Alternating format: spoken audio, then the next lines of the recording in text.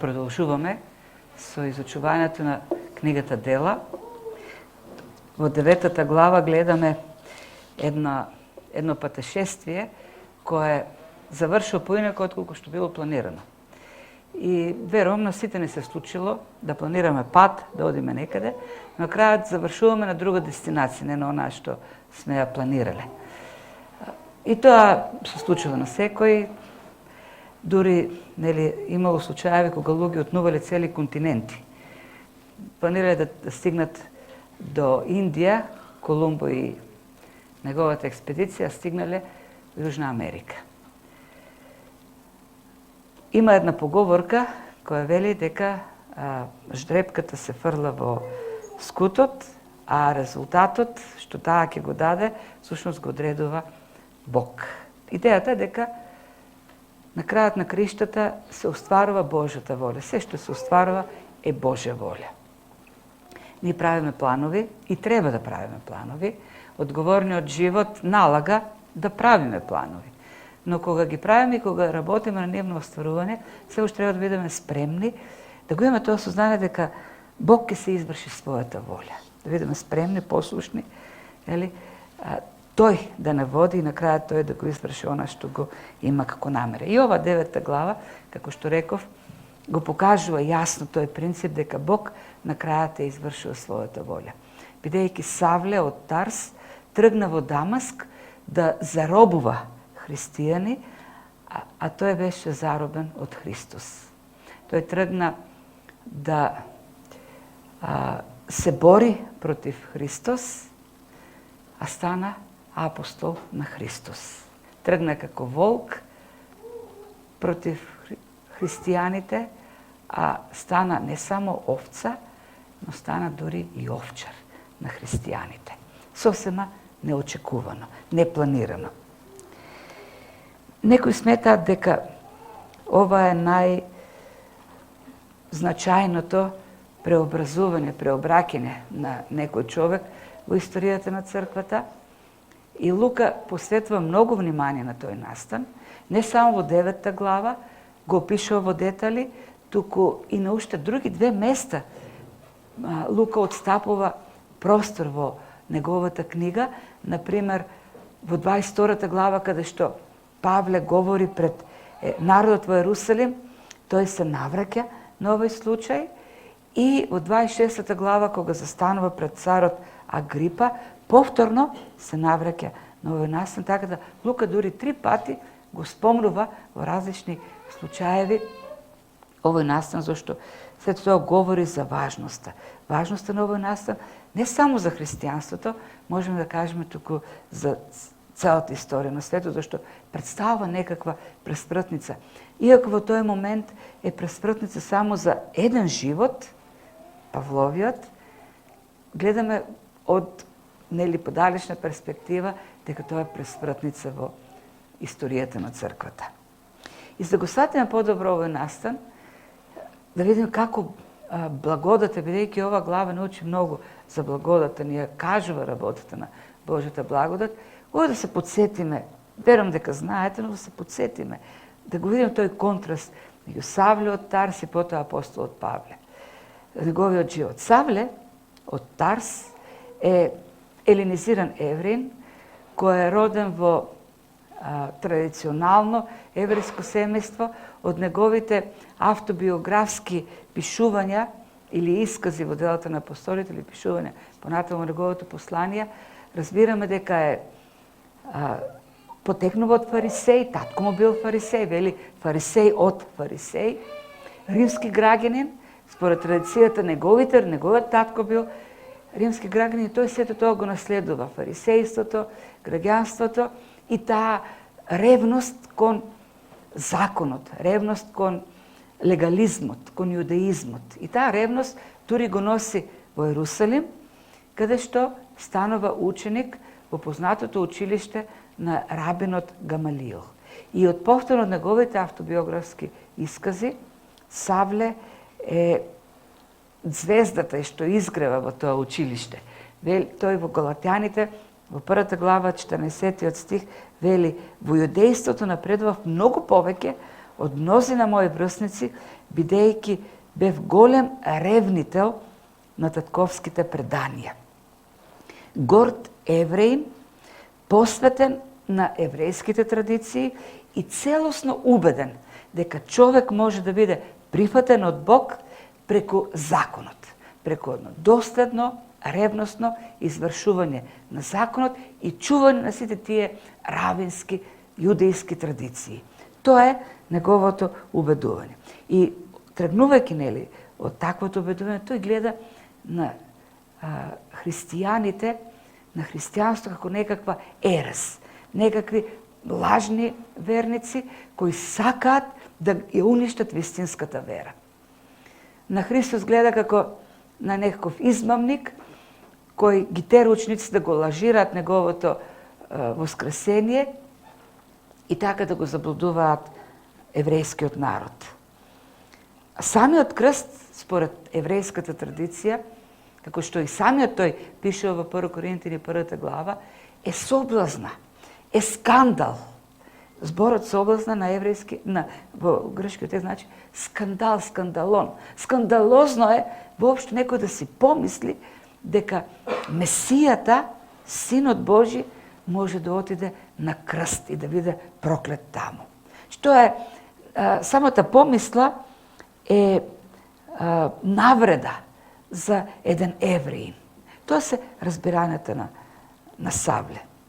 И кога тој присуствува на екзекуцијата на Стефан, ја слуша таму проповедта во кој што е изнесен целиот историјата на еврејскиот народ, кога гледа ревност со која говори Стефан, кога гледа со каква забеганост во неговите очи се проповеда Христос, тој веќе станува убеден дека само прогонство, затварање и убивање на христијаните може да го спаси јудеизмот од таа ерес.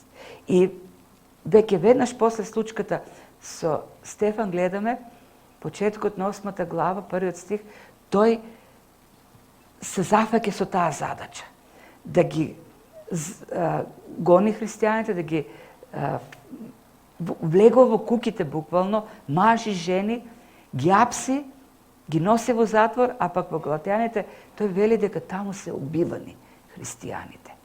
Терани се да се откажат од сведоштвото за Христос и да последочат за јудеизмот.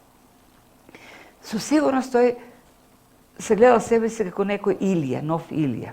Како што Илија убиваше ваалови пророци за да го спаси јудеизмот од вистинското поклонение на Јахве, така тој сметал дека постапува на истиот начин, спасувајќи го вистинското поклонение кон Бог со тоа што ќе ги уништува. Тоест, неговата цел е името на Христос да биде избришено од меморијата на било кој евреин. И како што се шири, му бегат нештото од контрола, бидејќи христијанството почна да излегува надвор од Јудеја, тој не запира со тоа, туку бара начин како да го сопре тоа, да го спречи. И кога ќе оди во Сирија, бара од првосвештеникот дозвола да оди во синагогите во Дамаск и таму кога ќе најде христијани да ги затвора. И тоа е моментот сушност, и тој на Агрипа тоа му го вели. Често ги мачев по сите синагоги и ги принудував да хулат на Христос и разјарен, без мерка ги гонев нив дури и до тугите градови. И модел по трагот да ги најде со намерата целосно да го уништи христијанството. И тоа е моментот каде што започнува 9 глава, првите стихови. Вели, а Савле, дишејќи уште со застрашување. И сега, овој збор дишејќи е издишувајќи, уствари. Не целиот процес на дишење, туку само издишувањето е овде каде спомнам. Или сликата е, како порано го видовме, разјарен, без мерка ги гонев христијаните, како животното кое ги шири ноздрите за да издишува така силно, кога веќе е предизвикано од крвта на жртвата. Тоа е идејата. Јас бев веќе буквално како зверот ке подиви која ќе насети крв. Бев таков. Со Савле веќе подивен од крвта на христијаните, оди кај првосвештеникот, бара некаков документ, тоест бара некаков документ со кој што ќе го носи авторитетот на првосвештеникот. Кога ќе влезе во некоја синагога и ќе види христијани, тој веќе може да действа бидејќи го има авторитетот на првосвештеникот во Ерусалим. И сигурно има и со себе стража, не бил тој Рамбо, сепак бил рабин, не можел сам да се справува, имал стража со себе, за да извршува таа мисија. И сега овдека нештото на кое сакам, бидејќи збориме многу за него понатаму, како се именувани овдека христијаните. Вели, ако најде некој што го следат овој пат, мажи и жени да ги врати и доведе во Ерусалим, а слушам вистинскиот збор овдека е само оние на патот.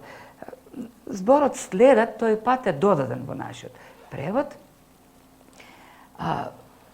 Знаете, древниот и современиот имат падежни форми. Падежните форми заменуваат такви предлози, такви објаснувања. Генетичката форма овдека всушност означува ако најде некои што се како припадност од патот или на патот.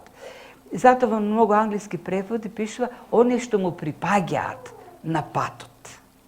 Не е едноставно некои што се движат по некој пат, туку како припадност на некој пат. И тој назив на патот, или луѓето на патот, или од патот, е едно од првите имиња кои древните христијани си ги употребуваат за себе. Не се нарекуваат христијани, туку се нарекуваат на патот. Луѓето што му припаѓаат на патот. Јасна е аналогијата, објаснувањето е јасно. Христос се представи себе си како патот до Бог. И тие всушност ние сме на пат, му припаѓаме на патот. Нашата припадност на Христос не води до Бог. Тоест, со тоа име, тие јасно се разграничуваат од јудаизмот и од секоја друга религија. Зашто јудаизмот вели, преку законот, преку делата, стигнуваш до Бог. А раните христијаните велат, не, ние само преку Христос стигнуваме до Бог. Ако сме во Христос, ако му припаѓаме на Христос, ние сме со Бог. Ние доаѓаме до Бог. Нема друг начин, освен човек да верува во Христос. Ако е во Христос, тоа е кај Бог. Тоа е идејата. Меѓутоа, има и друга идеја која е вклучена, или која вклучува фразата на патот, луѓето на патот. Другата идеја го представува христијанскиот живот, кој е една специфична патека на живење. Да, христијанинот во Христос добива спасение. Го добива она конечно, вечно, за секогаш оправдание од Бог, она изјава пред Божиот праведен суд дека тој е веќе праведен, оправдан. Меѓутоа, христијанството, освен оправдание, е и живот, е и патување, едно доживотно патување. И тоа доживотно патување се карактеризира со една целосна посветеност на Христос. Ние сме оправдани со таа еднократна изјава од Бог пред неговиот праведен суд дека сме праведни, но тоа не значи дека ние сме безгрешни. Ние сме оправдани како грешници. Ние сме со декрет прогласени за праведни, но во нас останува грешната природа. И во тој живот на патот со Христос, во послушност и преку дејството на Светиот Дух се случува тоа секојдневно, прогресивно усветување, преобразување, у кој ние стануваме се повеќе како Христос. И тие работи, всушност, сигурно не случајно, Лука тука го вклучува тој назив за христијаните на патот, луѓето на патот, бидејќи понатаму, во оваа 9 глава, ние гледаме тие аспекти на христијанството. Оправдание, во случајот со Павле, оправданието и неговото преобразување. Неговото преобраќање. Тој од едно стана сосема друго нешто. Од волк стана овчар, стана пастир. А во сето тоа действува благодатта. Тој од борац против патот стана човек на патот. И патот, Христос, не само го оправда, туку тој тргна по тој пат, кој го одведе во сосема друга насока. Ајде да ги видиме, нели, тие аспекти кои се овдека представени како луѓе на патот или преобразувањето. Христос гледаше такви луѓе. Павле ги гледаше тие луѓе. Тој тргна да ги гони луѓето на патот. И одејки на еден пат тој кон Дамаск,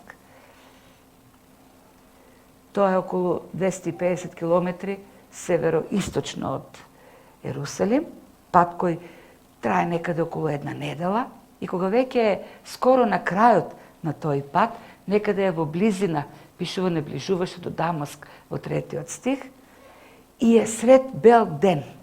Во Лука, во Дела, 9 глава 3 стих, не пишува кој дел од денот било, вели само додека по патот наближуваше до Дамаск, најнаш го обзра светлина од небото, а додека во неговиот говор пред царот Агрипа, во 26 глава на Делата, самиот Павле, за себе дава повеќе обяснување. И вели, за таа цел одејќи во Дамаск, со власт и порака од првосвештениците, среде бел ден. Тоа значи кога сонцето било најжешко, најсветло, некаде околу пладне, кога најмногу светело сонцето. Вели, видов светлина која е посилна од сончевата светлина. И ме огре од небото мене и оние што одеа со мене. Сите, вели, беа огреани. И овдека очигледно станува некаква форма на теофанија. Сите нешта говорат за богојавление. Имаме од небото пишува дојде таа светлина.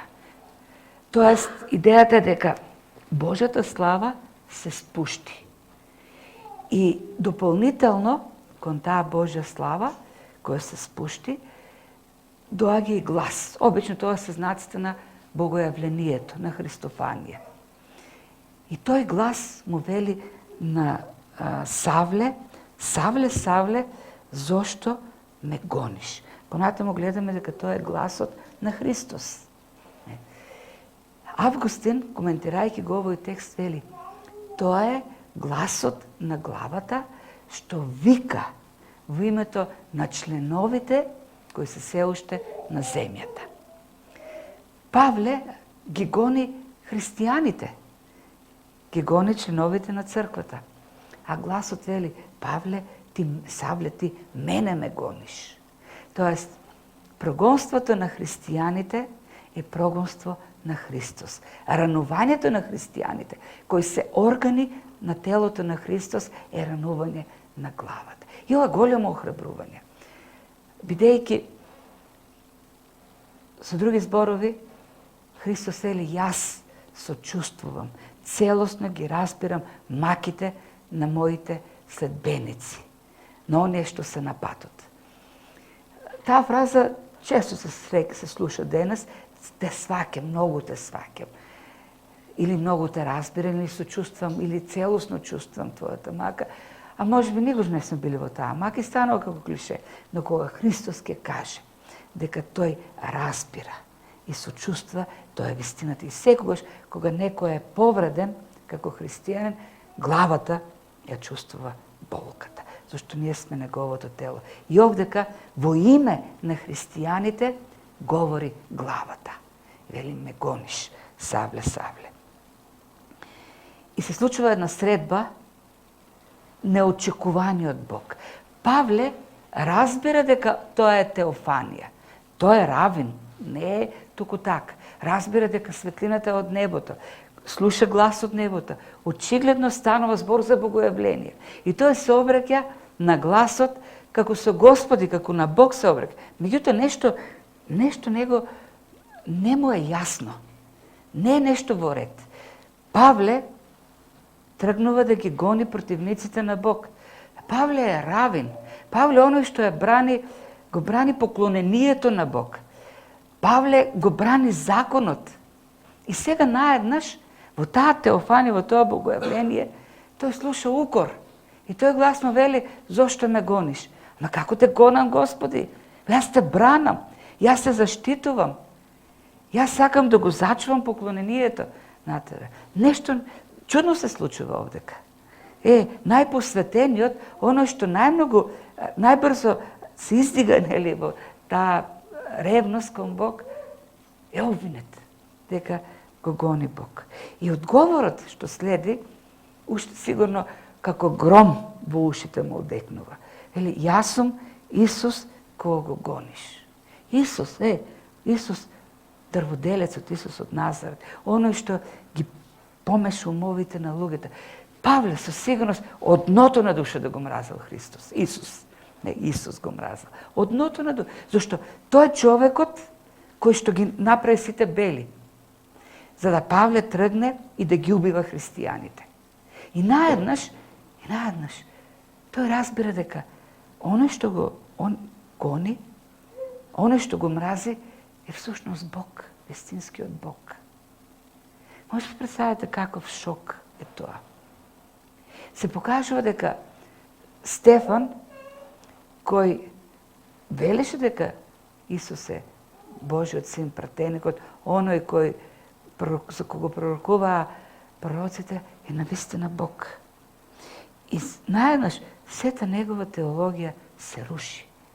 Наеднаш сета негова служба е така, да кажеме, ништожна. Се е залудно тоа што правил до тој момент. Веројатно му требало време да го разбере. Тоа меѓутоа во Филипјане тој јасно кажува во 3 глава. Сето тоа што го правев порано, навистина е ѓубре. Тоа потреба уште порадикален збор. Се е залудно, се е отврлено од Бог. Нема никакво значење со него. И оно што овдека се случува, слушам една средба. Средба меѓу Савле и Христос.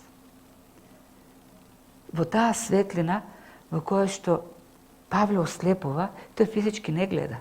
На крајот, кога секи помине, ќе се види дека тој е слеп. Меѓутоа, за да го види Исус, не му требаат физички очи.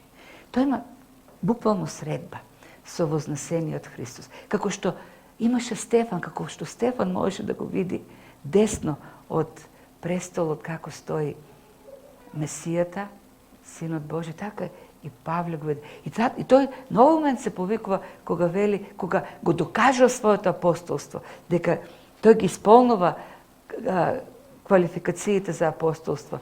На 2 пати во 1 Коринтини вели, зар јас не го видов Исус воскреснатиот?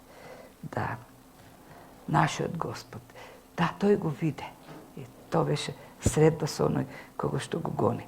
И тогаш всушност разбра дека да, Христос е Месијата. И да, дека крстот на кој што беше Христос не е соблазна, не е презир, не е навреда, туку е Божјо дело. И за да елиминира можни критики, тоест негирања, и такви има, се појавија, критичарите на Библијата велат, ова се типични знаци на халуцинација или епилепсија. Савле немал ништо друго освен епилепсија. За да бидат елиминирани таквите приговори, Лука додава дека и другите беа сведоци. Видоа светлина, слушнаа глас, но не разбираа. Тоа откровение беше дадено за Савле. Немаше тука епилепсија, немаше. Се беше вистинско, сака да каже Лука. Има сведоци за тоа. И не само тоа, самиот живот на Павле понатамо, кој тој посветено. И во глад, и во жет, и во студ, и на сонце, и во затвори, и тепан, и презиран, и отврлан, тој во нито еден момент не се откаже од таа служба. Доследно до крај ја врши службата што Христос му ја даде, уште тогаш таму му ја даде, во прашината додека лежеше на патот кон Дамаск. Тој до крајот ревносно ја врши таа служба. Страдаше многу. А луѓето не ги жртвуваат своите животи, своето удобство за нешто кое е измислено, за нешто што не е вистина. И продолжува текстот, продолжуваме, нели? За пројавата на благодата во сето тоа. Самиот Павле, кога говори, нели, за тој настан во Галатјаните 1 глава, откако тој објаснува дека бил гонител, без мере гонел црквата, во 15 стих вели: ме избра, откако нели се случи сето тоа, ме избра уште од мајчна утроба и ме повика преку својата благодат. Благоволи во мене да го открие својот син. Да, и во него го открива синот, бидејќи не физички очи го видоа Христос. Но оно што го кажува овдека Павле е: не јас го барав. Не јас, не само што не го барав, јас се борев против него. Јас сакав да го уништам. Но вели Бог благоволи. Или ако сакате, вистинскиот збор овдека е: тоа беше желбата на Бог. Му беше мерак на Бог тоа да го направи. Кеф му беше да го направи тоа Бог. И го направи. Иако јас се борев против тоа. Бог го правил тоа многократно. Гледаме, беше очевидец на, ја слушаше проповедта на Стефан. Ти, не само таму, тој и во синагогата веројатно го слушал Стефан. Бидејќи тие беа и двајцата еленизирани јудеи. Двајцата посетували иста синагога во Ерусалим. Една црква посетувале, така да кажем. Биле блиски некој.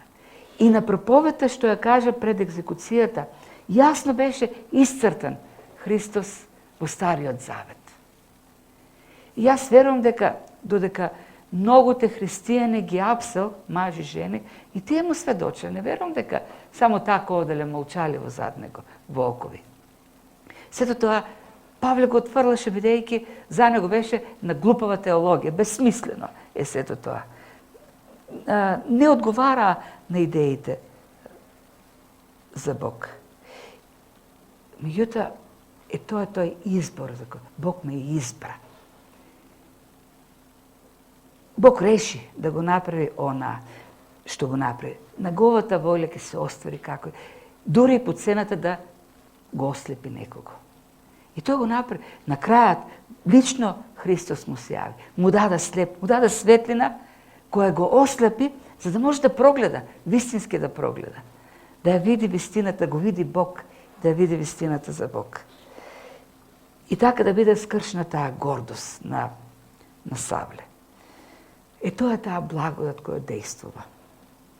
Божјата благодат се извршува секогаш. Тоа е. Кога Бог наумил да направи нешто, тој ќе го направи. Не зависи тоа колку некој се бори, не зависи тоа колку некој скока против некого. Во 26 глава, пред оне повторно говор пред Агрипа, додава овдека. Ова го нема во Лука 9 глава, но и овие зборови ги кажал Исус на Савле таму, на патот. Му рекол: Савле, тешко е за тебе да се риташ против бодило. Знаете што значи? Кој е буквалното значење на овој древен идиом? Во древноста немале чизми гумени, имале сандали или оделе боси. И идејата на овој идиом е глупаво, безсмислено, ништо нема да направиш. Ако видиш некаква грмушка, трнлива грмушка, обично трнливите грмушки се жилави, да почнеш да ја риташ со ногата, за да ја уништиш. На крајот ќе имаш само една искрварена нога и ништо нема да постигнеш. Грмушката ќе се остане таму. И таа идејата овдека. Бесмислено е да риташ против Божјата благодат. Бесмислено е да риташ против Бог. Ништо нема да постане. На крајот Бог ќе си оствари својата цел. Павле го научи тоа на таков начин, на тежок начин. Требаше да биде буквално фрна во правта. Тој пише дека падна во правта. Ослепи. Да биде скршена таа негова гордост. Меѓутоа, и таа благодат, таа спасителна благодат, нели, дојде на него. Таа секојаш победува на крај. Но тоа само, како што рековме, едната страна на патот. Тој кој одеше против патот, дојде на патот. И стана припадник на патот. Дојде тоа спасение. Но рековме дека да бидеш на патот не значи само оправдание и спасение, да бидеш на патот значи и одење, живење. Значи преобразба, промена. И тоа се случува веднаш. Нешто, добро. Трасејќи се од страв и ужас, тој праша: Господи, што сакаш да направам? А Господ му рече: стани и влези во градот и ќе ти се каже што треба да правиш. Ова е записот во делото Лука. Меѓутоа, ако одиме во 26 глава, 15-18 стих, Павле дава по-детален опис на настанот. И вели, тој глас му рече: стани и исправи се на нозите своји. Затоа и те се јавив, да те направам служител и сведок на ова што го виде и што ќе ти откријам, издвојувајќи те од овој народ и од незнабожците, кај кој ќе те испратам сега, за да им ги отвориш очите нивни, да се обратат од темнината во светлина и од власта на сатаната кон Бог, па преку верата во мене да примат опростување на гревовите и наследство меѓу осветените. Ако сето тоа до овој момент било многу чудно за Павле и многу неверојатно и незамисливо, оваа веќе дури ни во најмрачните соништа не би можело да дојде во главата на Павле. Не само што разбра дека тој се борел против Бог, дека целата теологија била погрешна, туку сега Христос му вели: сега знаеш што? Ќе бидеш апостол и ќе им благовествуваш на безбожниците, на незнабожците, на неевреите. Павле како равин, како фарисеи, како сите други равини и фарисеи, гледале на безбожниците како недостојни, како на кучиња. Тие се кучиња. Тие не заслужуваат никако спасение и благодат од Бог. И сега наеднаш Христос му вели: сега ќе бидеш сведок, таму ќе те пратам кај безбожниците. Тоа е таа промена, неверојатна промена. Таа благодат која преобразува. Кога Павле дојде на патот, не само што беше оправдан, туку на патот тој беше целосно преобразен. Од противник на Бог стана служител на Христос, дури стана апостол на безбожниците, на неевреите. Благодат што преобразува. Савле стана од земјата и макар што му беа очите негови отворени, ништо не гледаше. И водејќи го за рака, го одведоа во Дамаск. И 3 дена остана слеп и ништо не јадеше, ниту пиеше. Христос даде заповед. Значи, целата заповед е дека треба да стане апостол на неевреите. Тоа е заповедта. Не е само како во 9 глава, стани и оди во Дамаск и чекај што ќе ти кажу. Веќе му е кажано што треба да прави. Таму требаше да добие други инструкции. Но основната, главната е доби: ти сега ќе ми бидеш слуга, ќе ми служиш. А за да бидете слуга, треба да бидете понисен. Савле беше горд, самобендисан, самоправеден фарисеј. Оној кој одеше и ги апсеше христијаните. И се видите каква слика. И тој беше начело на тој караван ли што и да било, кој оделе кон Дамаск, сета таа придружба зад него. И кога станува, тој е воден како мало дете, безпомошен. Тоа се првите чекори на верата во Христос на Савле. Воден под рака до градот. Не може ништо да прави сам. Не може да оди сам. Треба да го водат. Тоа е првата лекција што Савле требаше да научи. Дека треба да биде воден. Дека тој не со своји дела, не со своји сили се спасува. Со своето знаење на Стариот Завет. Туку по благодат треба да биде воден. Тоа е големо кршење за еден таков човек. Целосно неговата самодоволност е скршена. Ти не можеш ништо без Бог. Целосно осознавање, целосна потреба за се што му треба, за се што треба да прави, е од Бог. И тој Саул кој се крена од правда е поинаков од тоа што падна во правда. Благодатта почна да го преобразува. Тоа изјава на Калвин, тој не само што од волк беше претворен во овца, тој беше преобразен во овчар на овците. Овчар на Христовата црква. И најважното сознание што го добива овдека е за сите тие грешки. Пише дека 3 дена не јадел и не пиел, бил во темнина. Јас верувам дека и не спиел. Представете си, за тие 3 дена тој си правил сметка на животот, сметка на последните настани во животот. Сигурно пред очима биле сите тие мажи и жени кои неправедно ги одвел во смрт. Колку ли деца оставил без родители? Неправедно.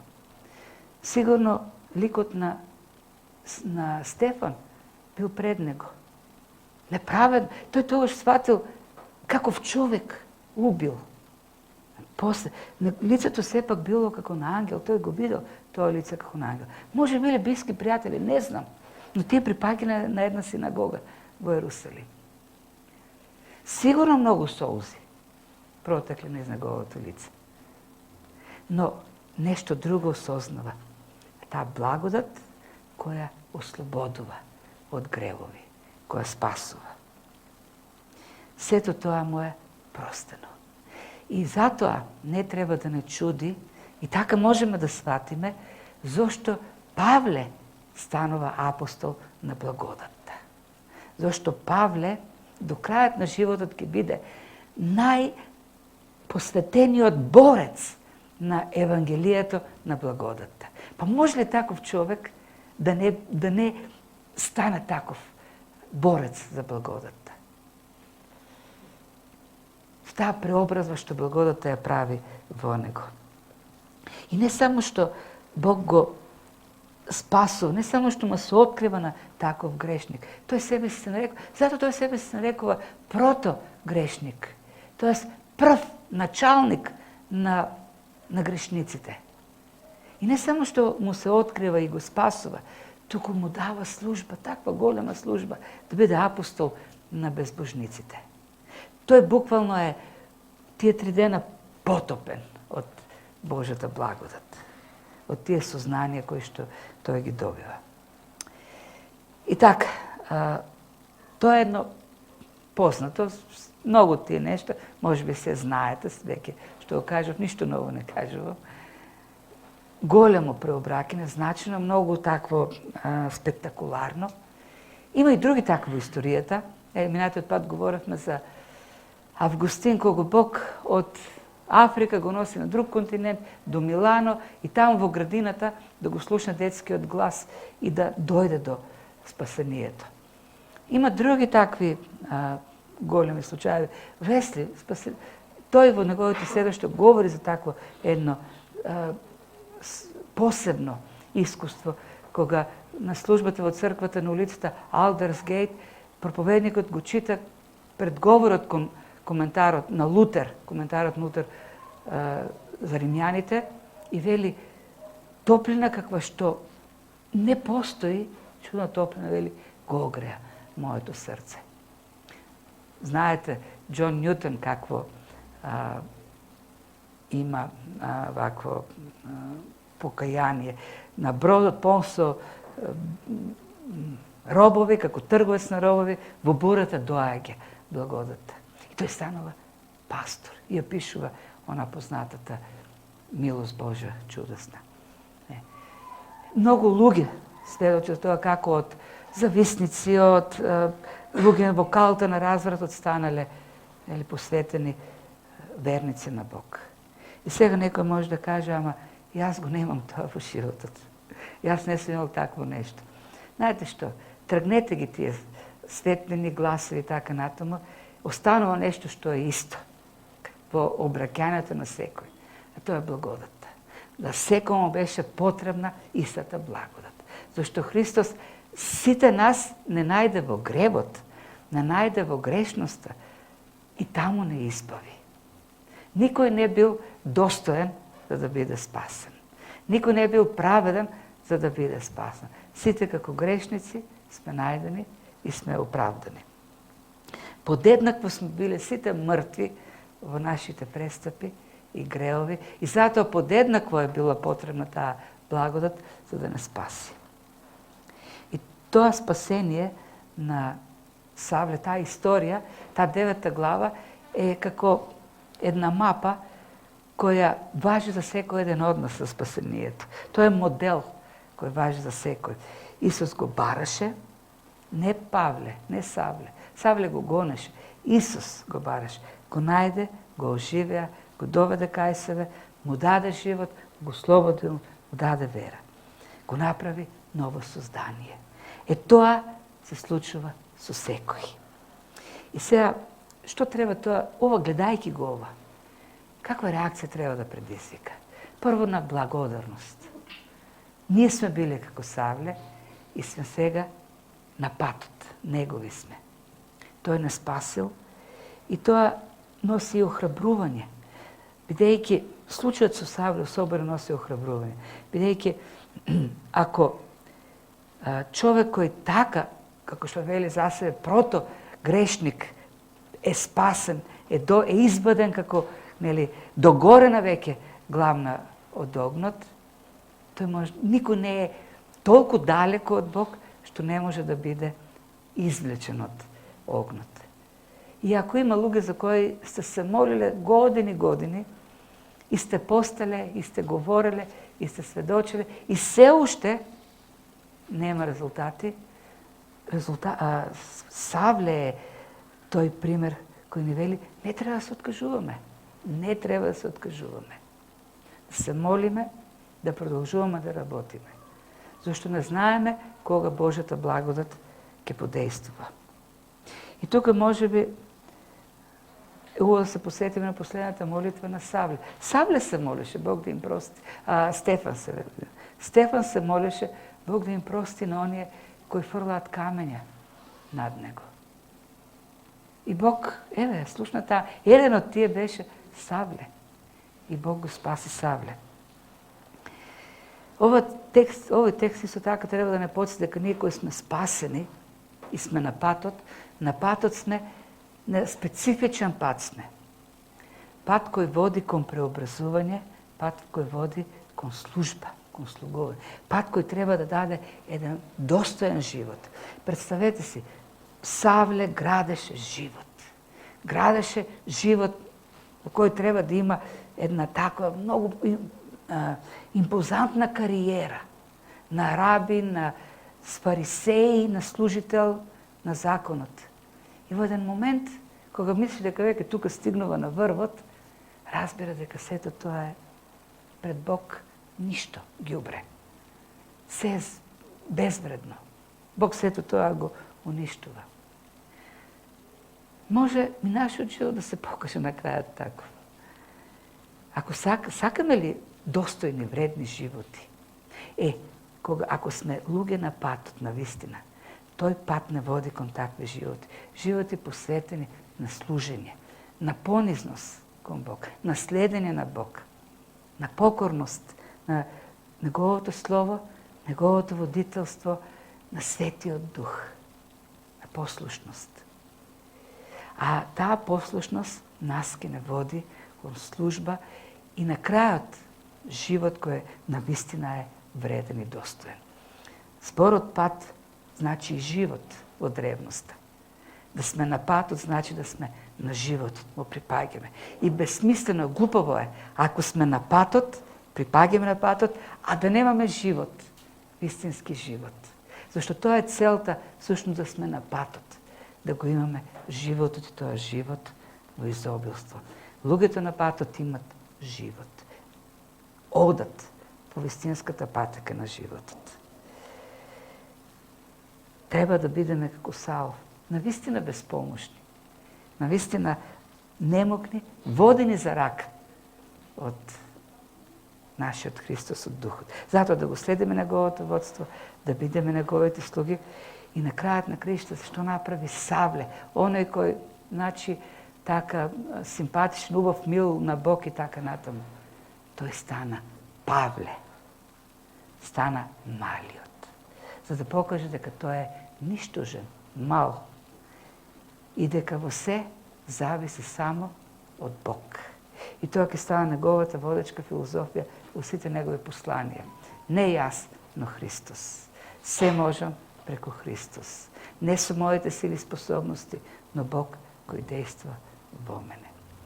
Е таквиот смирен Павле е примерот за вистински живот во кој што има едно вистинско дејство кој дава еден богат, изобилен живот, живот во изобилство. Господ да ни помага во таа насока, да не смирува, да не поттикнува. Амин.